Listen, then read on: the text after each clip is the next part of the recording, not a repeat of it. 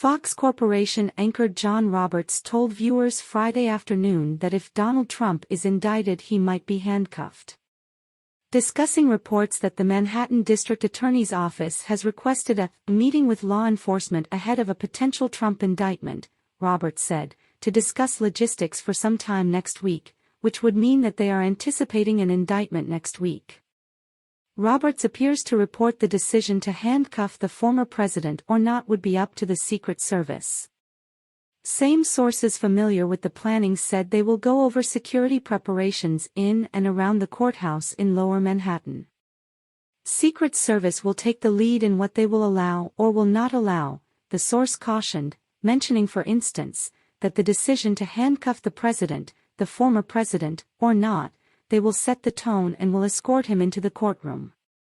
Bragg's office has been investigating Trump's $130,000 payment to Stormy Daniels, which could fall under a number of legal categories, including falsification of business records and unlawful campaign contributions, among others. Without even knowing what charges Manhattan District Attorney Alvin Bragg might bring to indict Trump, if he even decides to charge the ex-president, Roberts claimed, this was a misdemeanor in New York that Alvin Bragg has decided to elevate to a felony while at the same time downgrading other felonies to misdemeanors. So we'll be watching this to see how it all unfolds to get more information as it comes in. The New York Times last week reported, in New York, falsifying business records can amount to a crime, albeit a misdemeanor.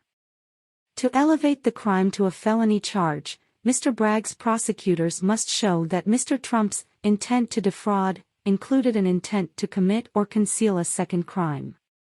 In this case, the Times explained, that second crime could be a violation of New York state election law.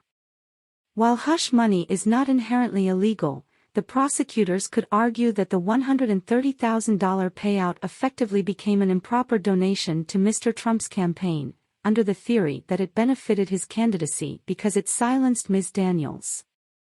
Earlier Friday NBC News reported that 5 local, state, and federal law enforcement agencies were meeting to coordinate plans if Trump is indicted.